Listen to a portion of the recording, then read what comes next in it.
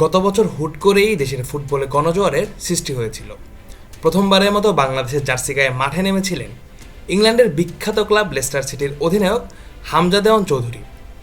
বয়সভিত্তিক পর্যায়ে ইংল্যান্ডের জাতীয় দলে খেলা হামজা নিয়মিতই খেলে এসেছেন ইংল্যান্ডের প্রিমিয়ার লিগে। তবে শেষ পর্যন্ত মাতৃভূমির টানে গায়ে জড়িয়েছেন লাল সবুজের জার্সি। আর সেই ঐতিহাসিক মুহূর্তেরও এক বছর পর হামজা নিজেই জানালেন এই দেশের হয়ে খেলতে চাওয়াটাই ছিল তার জীবনের নেওয়া সেরা এক সিদ্ধান্ত।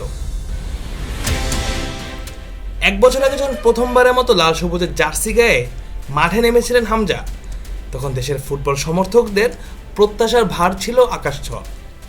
ইংল্যান্ডের বয়সভিত্তিক দলে খেলা এবং লেস্টার সিটির হয়ে প্রিমিয়ার লিগে নিজেকে প্রমাণ করা একজন মিডফিল্ডার যখন বাংলাদেশের হয়ে খেলার সিদ্ধান্ত নিলেন, তখন সেটি ছিল দেশের ফুটবলের জন্য এক নতুন স্বপ্নের শুরু। সেই স্বপ্নের এক বছর পূর্তিতে হামজার কণ্ঠেও শোনা গেল তৃপ্তি আর আশার সুর। সম্প্রতি ESPNকে তো এক সাক্ষাৎকারে এই তারকা ফুটবলার বলেন, সত্যি বলতে এটি আমার জীবনের সেরা সিদ্ধান্তগুলোর একটি। আমি এর চেয়ে ভালো কিছু আশা করতে পারতাম না। অবশ্যই এশিয়া কাপের বাছাই পর্ব যোগ্যতা অর্জনের লক্ষ্যটা পূরণ হয়নি, কিন্তু এই পথ চলা আমাকে এবং এই দলকে আরও শক্ত করেছে। গত এক বছরে বাংলাদেশের হয়ে মাঠে নেমে তিনি শুধু সমর্থকদের হৃদয় জয় করেননি, পারফরমেন্স দিয়েও হয়ে উঠেছেন দলের প্রধান ভরসা।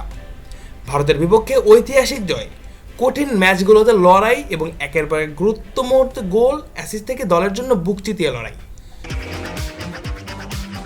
বাবা, এত এনার্জি কই পাও? এই পাওয়ার চুমুকে অ্যাকশন। সব মিলিয়ে হামজার উপস্থিতি বদলে দিয়েছে এই দলের চেহারা।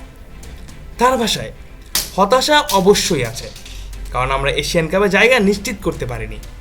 কিন্তু পেছনে ফিরে তাকালে আমরা দেখব দল হিসেবে আমরা কতটা এগিয়েছি। আমি এখানে আসার পর থেকেই দলকে অনেক বদলাতে দেখেছি। বিশেষ করে শক্তিশালী প্রতিপক্ষের বিপক্ষে বাংলাদেশের প্রতিদ্বন্দ্বিতাপূর্ণ ফুটবল তাকে আশাবাদী করছে।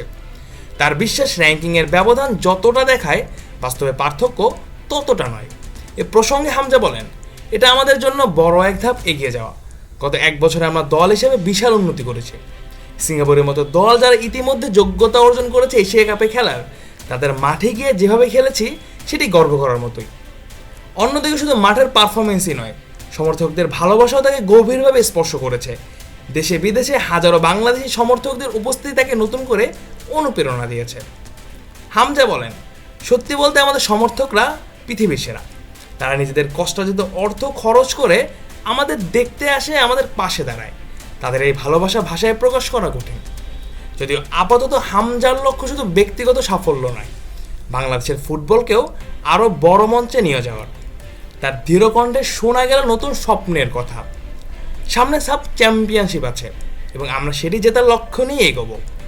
নিজেদের মধ্যে এখন সেই বিশ্বাস তৈরি হয়েছে। এরপর 2027-এর নতুন অভিযানে ইনশাআল্লাহ আমরা আরও শক্তভাবে ফিরব। Mujahidul Islam Zahid, on field.